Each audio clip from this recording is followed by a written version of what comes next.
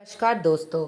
हर हर महादेव। वीणा Deepak Soni YouTube channel में आपका स्वागत है। आज अनंत चतुर्थी के आप सभी को शुभकामनाएं। उसी के साथ मैं अनंत चतुर्थी की व्रत कथा, कहानी, पूजा विधि किस प्रकार करते हैं उसके बारे में बताऊंगी। सबसे पहले ऐसे गणेश जी भगवान को स्नान ध्यान कराने के बाद में हमने भगवान को पुष्प चढ़ाए।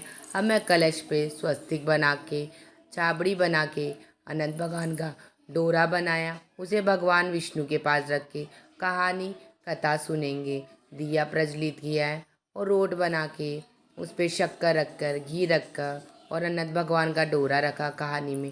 अब मैं कहानी कथा प्रारंभ करती हूँ। अंचोदस की चतुर्थी व्रत की कथा। एक बार महाराज युधिष्ठिर ने राजसूय यज्ञ किया था। उस समय यज्ञ मंडल का निर्माण सुंदर तो था ही, अद्भुत भी था। वह यज्ञ मंडल इतना मनोरम था कि जल व थल की भिन्नता प्रतीति नहीं होती थी। जल में थल, थल में जल की भांति प्रतीत होती थी। बहुत सी सावधानी करने पर भी बहुत से व्यक्ति उस अद्भुत मंडल में धोखा खा जाते थे। एक बार कहीं से टहलते टहलते दुर्योधन भी उस यज्ञ मंडल में आ गया। एक तालाब को स्थल समझ में उसमें गिर गया। द्रौपदी ने देखकर अंधों की संतान अंधी कहकर उनका उपहास किया। इससे दुर्योधन चिढ़ गया। यह बात उसके हृदय में बाण समान लगी। उसके मन में द्वेष उत्पन्न हो गया। उसने पांडवों से बदला लेने की ठान ली। उसके मस्तिष्क में उस अपमान का बदला लेने की विचार उपजने लगे। उसने बदला लेने के लिए पांडवों को धूर्त कीड़ा में हराकर उस अपमान का बदला लेने की सोची। उसने पांडवों को जुए में पराजित किया। पराजित होने पर प्रतिज्ञा अनुसार पांडवों को 12 वर्ष के लिए वनवास भोगना पड़ा। वन में रहते हुए पांडव अनेक कष्ट सहते रहे। एक दिन भगवान कृष्ण जब मिलने आए तब युधिष्ठिर ने उनसे अपना दुख दूर करने का उपाय पूछा। तब श्री कृष्ण ने कहा, हे युधिष्ठिर, तुम विधि पूर्वक अनंत भगवान का व्रत करो। इससे तुम्हारा सारा कष्ट संकट दूर हो जाएगा और तुम्हारा खोया हुआ राज्य तुम्हें पुनः प्राप्त होगा। प्राचीन काल में सुमंत नाम का एक नेक तपस्वी ब्राह्मण था। उसकी पत्नी का नाम दीक्षा था। उसकी एक परम सुंदरी धर्मपरायण त्याज्यमयी कन्या थी जिसका नाम सुशीला था। सुशीला जब बड़ी हुई तो उसके पति माता दीक्षा की मृत्यु हो गई। पत्नी के मरने के बाद सुमंत ने कर्कशा नामक स्त्री से दूसरा विवाह कर लिया। सुशीला का विवाह ब्राह्मण सुमंत ने कौटिल्य ऋषि के साथ कर दिया। विदाई में कुछ देने की बात पर कर्कशा ने दामाद को कुछ ईंटें और पत्थरों के टुकड़े बांध कर दिए। कौटिल्य ऋषि दुखी हुए और अपनी पत्नी को लेकर अपने आश्रम की ओर चल दिए। परंतु रास्ते में ही रात हो गई।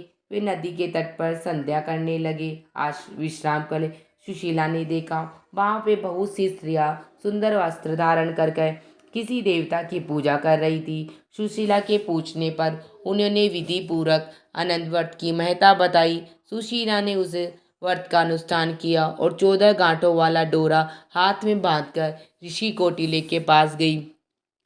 कौटिल्य ने सुशीला से डोरे के बारे में पूछा तो उसने सारी बात बता दी।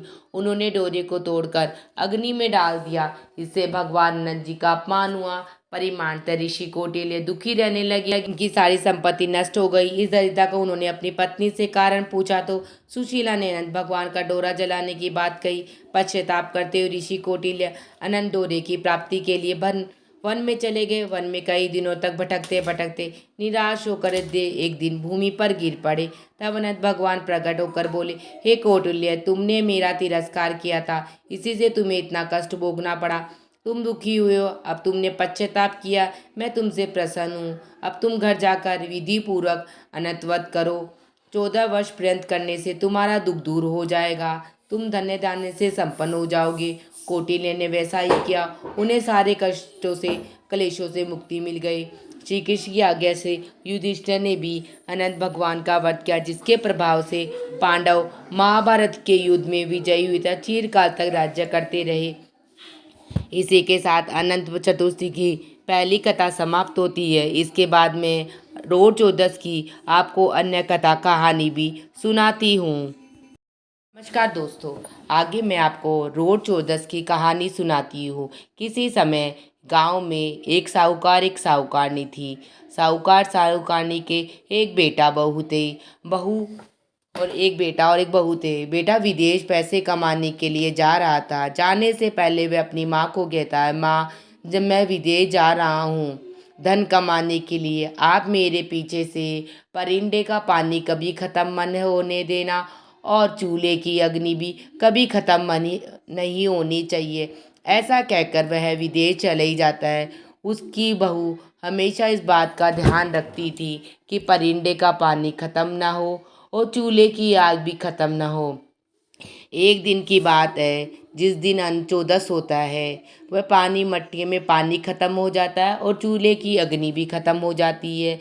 लेकिन वह देखती है तो वह जल्दी से कुएं पे जाती है और मटका भर के परिंदे में रख देती है। फिर वह अपने पड़ोसन के घर अग्नि मांगने जाती है। पड़ोसन के घर अग्नि मांगने जाती है तो पड़ोसन उसे कहती है, आज हमारे घर में से हम कुछ भी वस्तु उधार नहीं दे सकते। तब बहू कहती है, क्यों, आज ऐसा क्या है? बोले, आज रोट चौदस है तो आज के दिन मैं कुछ भी तुम्हें दान में नहीं दे सकती। पड़ोसन से उसने पूछा, क्यों, आज ऐसा क्या है? तब पड़ोसन ने कहा, आज रोट चौदस है, आज के दिन हम घर को लीप कर पुराना पानी गिराकर नया पानी भरते हैं, चूल्हे में अग्नि जलाते हैं और गेहूँ आटा जो है पीस के भगवान अनंत के रोट बनाते हैं। फिर भगवान अनंत की कथा कहानी सुनते हैं।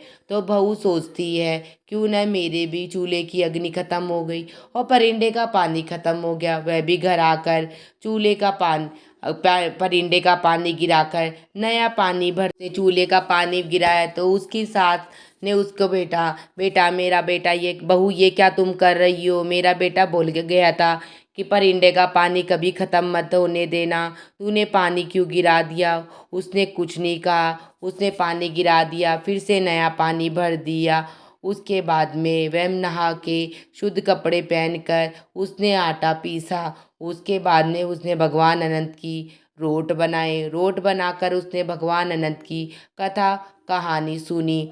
कथा कहानी सुनने के बाद में उसने अपने सास ससुर को खाना खिलाया। बाद में वह भी खाना खा लेती। उस दिन उसका पति परदेश से घर आने वाला होता है। उसका पति घर की तरफ आ रहा था, उसे रास्ते में एक सांप दिखाई देता है। सांप उसे कहता है, मैं तुझे खाऊंगा। बाद में वो सांप उसे कहता है, मैं तेरा काल हूँ, मैं तुझे खाऊंगा।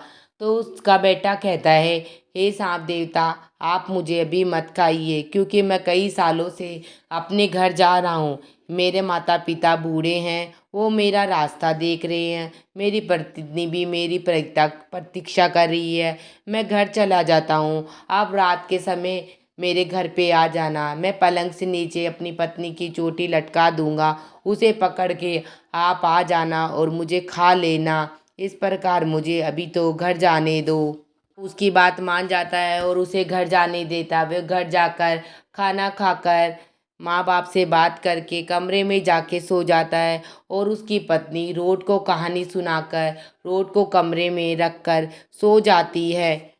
लेकिन उसके पति को नींद नहीं आ रही क्योंकि उसे पता था आज रात को मेरा काल आने वाला है, अर्थात वो सांप आएगा, वो मुझसे डस जाएगा और मैं मर जाऊंगी। इस चिंता में वह बिस्तर पे लेटा रहता है लेकिन वो सोता नहीं। रात को आधी रात हो जाने के बाद में वह सांप आता है। पैर से पलंग से नीचे लटकती हुई चोटी को देखता है। वह उसे खाने के लिए उसके पास जा ही रहा होता है। तभी वहाँ पर अनचोदस के रोट रहते हैं, उसमें से धना चना वो सब बोलते हैं, अगर आज हमने इसके पति की रक्षा नहीं की तो भविष्य में हमें कोई नहीं मानेगा, क्योंकि आज इसने पहली बार अनचोदस का व्रत किया है और रोट बनाया है। तो धना चना वो सब 7 प्रकार के अलग अलग प्रकार के अस्त्र बनकर उन सब ने मिलकर उस सांप को मार दिया।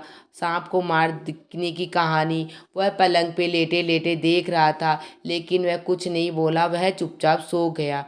सुबह देर तक उठा तो माँ बाप ने पूछा, बेटा आज तो तुम बड़ी ही देर से उठे हो।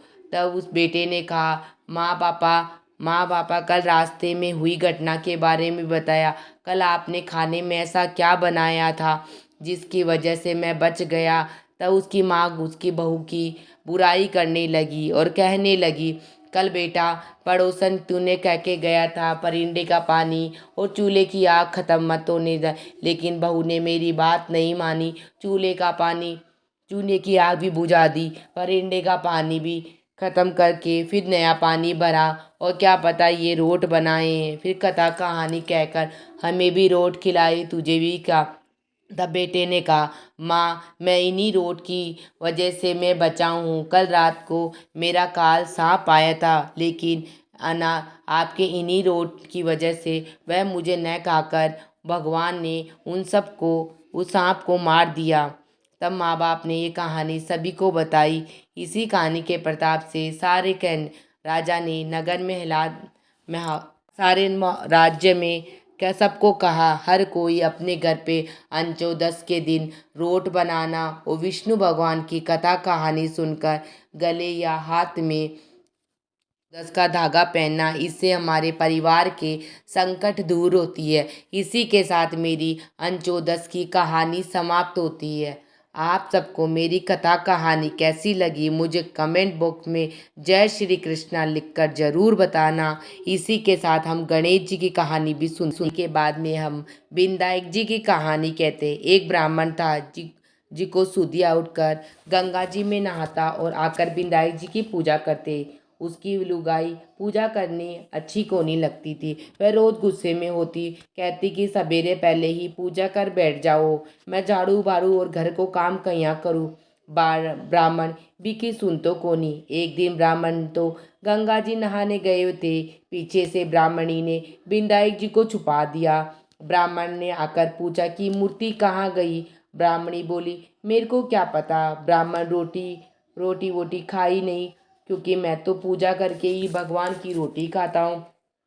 ब्राह्मणी ने बहुत कहा, लेकिन वह नहीं माना। रो धोकर दोनों ने बहुत झगड़ा किया। इस बात को देखकर विनायक जी की मूर्ति हंसने लगी, तो ब्राह्मणी ने गुस्से में आकर बोली, वो रखी आपकी मूर्ति। फिर ब्राह्मण ने पूजा की। मूर्ति ने भगवान गणेश जी बोले, मेरी सेवा करता है, तुझे बहुत दिन हो गए, तू कुछ मांग ले। ब्राह्मण बोला कि न अन्न मांगू न धन मांगू, जितना दिन दुनिया में सुख है सब मांगू। विनायक जी ब्राह्मण ने सारा सुख धन दे दिया। ब्राह्मण मूर्ति मंदिर में रखकर पूजा करने लगा। ब्राह्मणी ने इतना धन मिलने पर उसके भी मन में भगवान के प्रति श्रद्धा जाग गई, और ब्राह्मण ने बोलकर मूर्ति घर में ले आई और खूब प्रेम से पूजा करने लगी। हे विनायक जी महाराज, जिसो ब्राह्मण न दियो विसो सबने दीत्यो, कहता सुनता हुकारा पड़ता, आपना परिवार न दीजो। हमने जो भगवान का अनसूत्र का धागा जो बनाया था, उसे गले में या हाथ में कहीं भी पहन के जो का जल में हमने पानी लिया, उसको बाद में हम सूर्य भगवान को अर्घ दे देते हैं। इसी के साथ मेरी कथा कहानी पूजा विधि समाप्त होती है।